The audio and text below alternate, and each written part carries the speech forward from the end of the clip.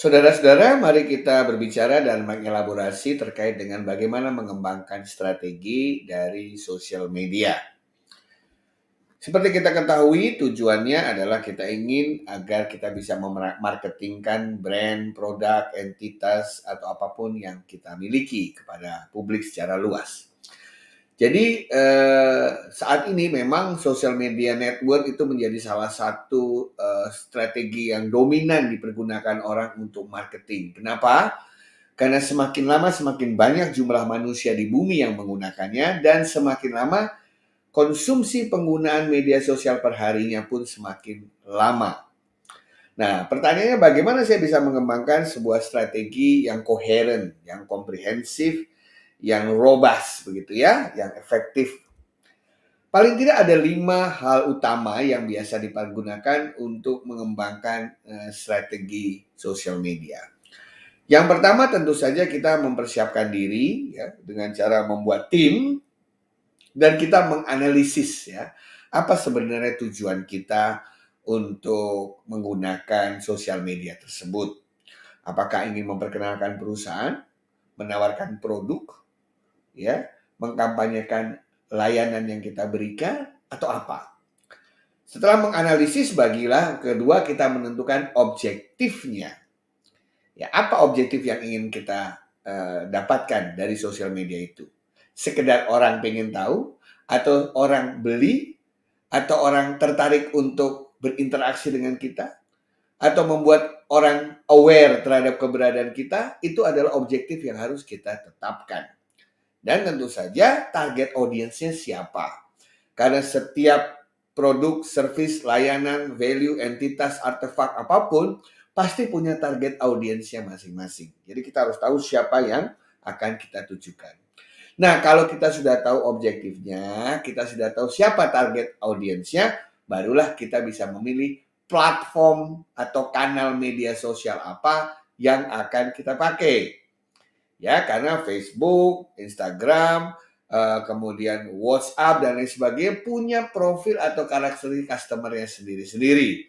Tentu saja kita akan memilih platform atau channel atau aplikasi sosial media yang sesuai dengan target audiens kita. Kalau sudah, barulah kita persiapkan kontennya. Ya, kita customize hal-hal yang ingin kita sampaikan. Message-nya, pesannya, tools-toolsnya kita siapkan semua. Baik dalam bentuk dokumen, teks, video, audio, multimedia, atau apapun termasuk animasi jika ingin disampaikan. Kemudian kita sebarkan, kita perlihatkan bahwa kita ada melalui presence gitu ya. Dan nanti setelah itu kita ukur sukses apa tidak.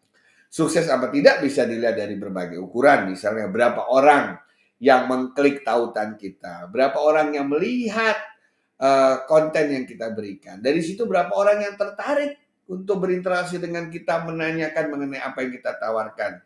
Dan yang paling baik adalah dengan melihat apakah terjadi transaksi setelah itu. Atau apakah tujuan yang kita inginkan tercapai pada saat itu. Itulah cara kita mengukur sukses dari strategi yang kita jalankan. Ini pada dasarnya 5 tahapan generik yang biasa dipakai oleh orang. Nah, yang namanya strategi itu bukan taktik ya. Taktik itu kalau kita bicara kiat-kiat gitu ya. Strategi itu adalah bagaimana menurunkan dari misi bisnis menuju kepada tujuan dari sosial media.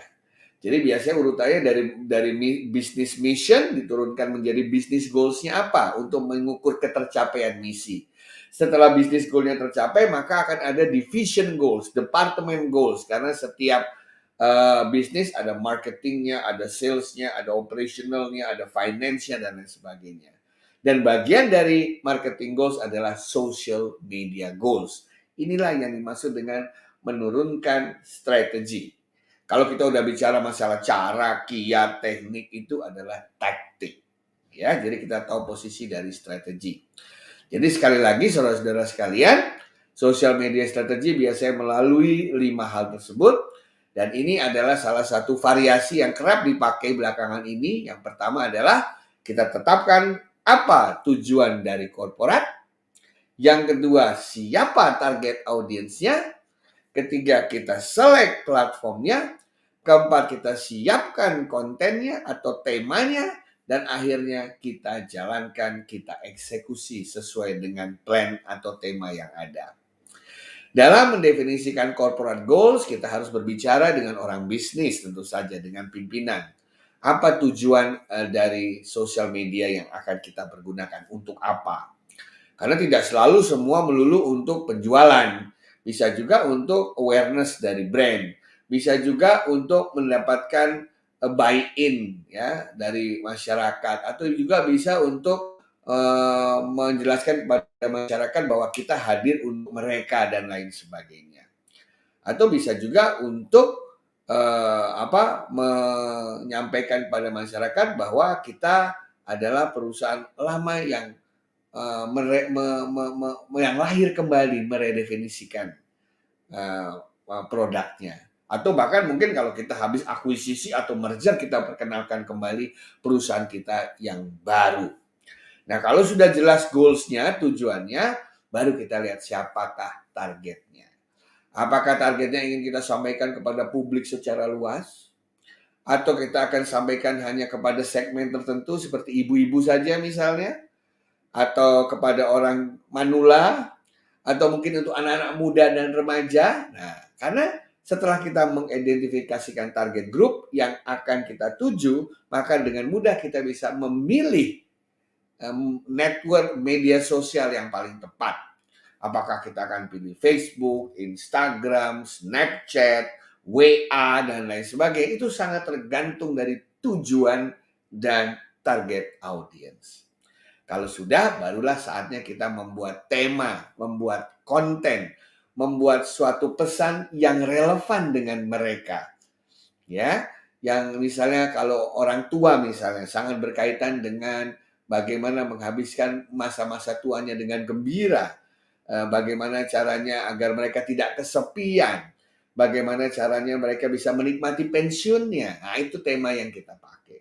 Kalau untuk anak muda mungkin kita menggunakan tema-tema terkait dengan musik, terkait dengan olahraga, terkait dengan berbagai karya-karya anak muda saat ini. Nah, tema ini penting agar mendapatkan perhatian dari mereka sehingga konten kita diklik, konten kita dilihat, ya, konten kita atau tawaran ajakan kita melalui media sosial diperhatikan. Barulah yang kelima, kita eksekusi. Kita posting, kita taruh di blog, kita sebarkan media sosialnya, kita forward, kita pakai berbagai cara untuk bisa orang agar bisa masuk ke dalam sosial media kita. Nah, saudara-saudara sekalian, memang kalau kita melihat lebih dalam lagi, kita bisa melihat lebih rinci lagi 10 aspek seperti di depan ini. Di luar dari 5 generik tadi. Kalau kita ada waktu, kita bicara juga satu masalah listen. Bagaimana kita mendengarkan apa yang diinginkan pelanggan. Kita sebarkan survei, kita sebarkan marketing intelligence gitu ya. Kemudian juga mungkin kita tambahkan dengan yang namanya agenda setting. Bagaimana kita mungkin mendekati mereka dengan sebuah storyboard yang menarik atau menggunakan permainan game gitu ya. Atau kita tambahkan dengan action mix ya. Action mix itu adalah menggunakan sejumlah pendekatan untuk menarik berbagai target audience. Ya, kita menggunakan mix action. Jadi ada yang actionnya pasif, misalnya melalui search engine kalau mereka nyari kita kelihatan, atau yang lebih pasif, kita menyebarkan pesannya melalui berbagai kanal-kanal sosial media. Bisa juga kita tambahkan terkait dengan crisis management. Apa itu crisis management? Bagaimana jika di tengah-tengah ada orang yang mengatakan buruk mengenai hal-hal yang kita kampanyekan, mengatakan atau menyebarkan berita-berita negatif mengenai hal-hal produk layanan yang ingin kita tawarkan. Nah, di situ kita juga harus punya strategi untuk mengatasi hal itu dan lain sebagainya. Jadi Anda bisa lebih mendalam lagi dalam membuat strategi agar semuanya berhasil dengan baik. Dan kalau Anda lihat bahwa sebenarnya setiap perusahaan itu pasti berhadapan dengan isu ya. Isu dalam hal kerjaan dengan marketing misalnya. Masyarakat bingung apa sih sebenarnya yang ditawarkan oleh perusahaan ini saking banyaknya produk. Atau mungkin eh, perusahaannya bagus, produknya bagus, tapi yang mengunjungi websitenya sedikit, cuma 1-2 orang dihitung dengan jari ya. Padahal ini produknya tuh bagus, menjanjikan. Atau mereka ada masalah dengan model marketing yang tidak tidak holistik gitu ya. Orang jalan sendiri-sendiri, salesnya jalan sendiri-sendiri sehingga membuat masyarakat bingung. Atau kesulitan mereka untuk bisa mendapatkan customer. Nah, itu bisa menjadi bagian dari penentuan goals media sosial.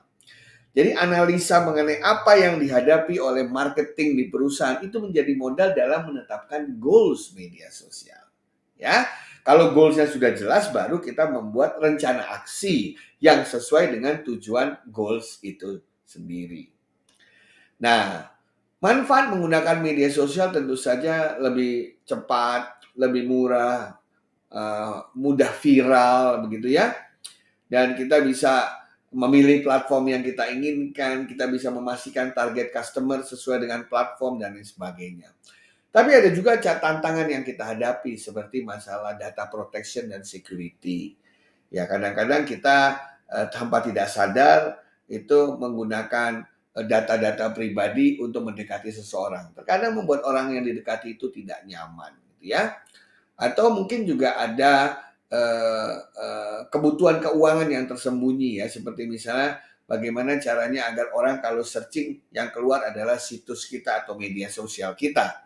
Tentu saja selain menggunakan search engine optimization strategy, kita juga bisa bayar search engine supaya kita yang selalu keluar ya, non organic search engine ya. Nah, ini adalah hal-hal yang harus kita lakukan juga, terutama kalau perusahaan menginginkan agar targetnya adalah keterlibatan customer secara masif. Tentu saja akan membutuhkan usaha tambahan dan keuangan tambahan.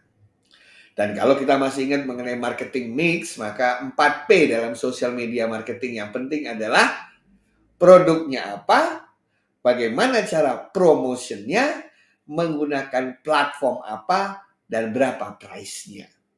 Promotion, produk, platform, dan price ini menjadi sebuah marketing mix yang akan menentukan sukses tidaknya orang melihat strategi marketing yang kita perlihatkan. Produk berkaitan dengan apa yang kita tawarkan, apakah produk itu mereka butuhkan atau tidak, apa kelebihannya, apa kehebatannya dibanding kompetitor. Promotion kita bicara mengenai cara menyampaikannya, apakah lewat blog, apakah lewat viral, lewat virtual reality, lewat search engine optimization, atau lewat PR gitu ya. Platform yang kita pakai apa misalnya? Platform e-commerce, platform search engine, platform social media ya. Kemudian bagaimana bisnis modelnya? Karena sekarang bisnis model dalam dunia digital itu banyak. Kadang-kadang pakai dulu, bayar belakangan, atau bayar setahun untuk pemakaian sepuas-puasnya, atau bayar per pemakaian. Banyak sekali model pricing atau bisnis model yang bisa Anda pergunakan. Demikianlah kira-kira hal-hal terkait dengan bagaimana kita bisa mengembangkan strategi media sosial agar bisa membantu perusahaan dalam mencapai tujuannya. Terima kasih.